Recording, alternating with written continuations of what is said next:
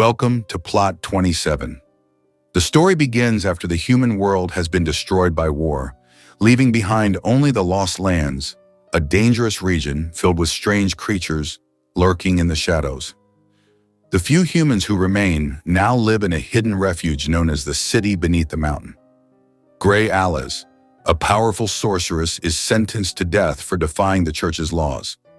Ash, known as the Executioner, is tasked with eliminating all sorcerers under the orders of the city's ruler, the Overlord. But using her magic, Alys hypnotizes the guards and escapes. Ash and his men immediately begin hunting her down, but Alys easily defeats them. Elsewhere, a mysterious wanderer named Boyce is ambushed by several men, but he defeats them with the help of his two-headed snake. Meanwhile, Alys meets with the city's captain of watch, Sorceress, who has brought Queen Milla, the Overlord's wife. The queen has heard rumors that Alys can grant wishes in exchange for gold. She desires power, the ability to become a monster. Alys agrees and promises to find a shapeshifter and bring the queen its power. She asks for time until the next full moon to complete the task. Sorceress gives Alys a family heirloom, a valuable pocket watch, and begs her to disappoint the queen. He fears that such power will destroy Milla. Bound by her curse to never refuse a request, Alys accepts. Using her magic, she sees a vision of a wolf-like beast attacking people. Meanwhile, the Overlord lies on his deathbed, and Queen Milla is left to care for him, even though she is secretly in love with another man, Boyce. Alys then seeks out Boyce, who is known to be a seasoned hunter of the Lost Lands. She asks him to help track down a man who can transform into a werewolf. Boyce reveals that the creature is called Sardor, the Great Wolf, and he lives near Skull River. They set off together just as Ash and his troops close in. At the same time, Patriarch Johann speaks to the townspeople, preaching that the city protects them through law and that no one may oppose it. He offers a reward for anyone who captures the escaped sorceress. Ash reports that Alys has left the city with a man and captures a blind woman who was close to her.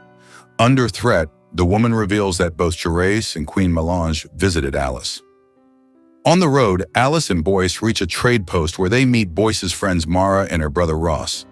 After resting for the night, they continue towards Skull River with Ash still in pursuit. Queen Milla questions why Johann has sent the army after Alys. Johann says it's necessary to crush any rebellion now that the Overlord's power is fading. Ash captures Ross and Mara, and after torturing Ross, Mara confesses Alys's destination. Despite her cooperation, Ash destroys the trade post. Alys and Boyce arrive at a ruined city called Rift. The bridge they need to cross is broken, so they seek help from a man named Cyrus, but Ash has already arrived and killed him. Ash demands that Boyce hand over Alys and then murders Mara in front of him.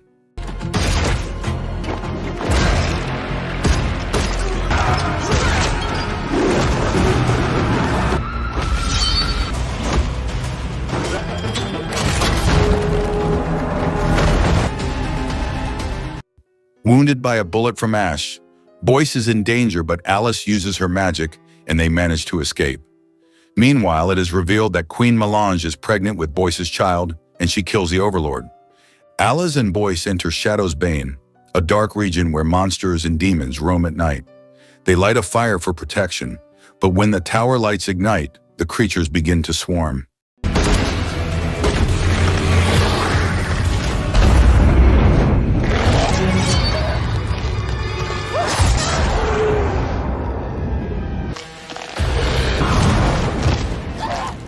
Captured by the monsters, Alys and Boyce are brought before their leader, who warns Alys that she should never have returned. But Alys unleashes her powers and destroys them. Weakened by the effort, she recalls the past. Once a greedy man seeking power came to her for help. Bound by her curse, she assisted him, but the land's poison turned him into a monster. Queen Milla now rules the city in place of the Overlord. Patriarch Johann, realizing her betrayal, then orders Ash to capture Alys and force a confession. Alys and Boyce reach Firefields, where Alys plans to face Sardor alone. She tells Boyce to leave now that his job is done, saying no one should ask for her help because she is cursed. But Boyce refuses to leave and joins her on the final leg of the journey to Skull River. Suddenly, the train tracks shake because ash is closing in. Alys runs as the train speeds toward them. But she and Boyce have planned a trap. The tracks ahead are broken. Ash and his soldiers are defeated. When Johann learns this, he tries to seize the throne by force, but Gerace kills him. Alys and Boyce arrive at Skull River and find the ground littered with human skulls, Sardor's victims. They enter his den, long abandoned, but Alys is certain Sardor will return with the full moon.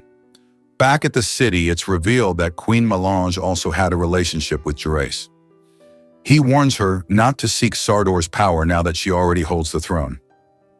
Alys prepares a silver claw to fight Sardor, but Boyce tells her that silver won't kill him. As the full moon rises, Sardor doesn't appear. Boyce urges her to abandon the mission, but Alys has already realized the truth. Boyce is Sardor. Slowly, he transforms into the werewolf.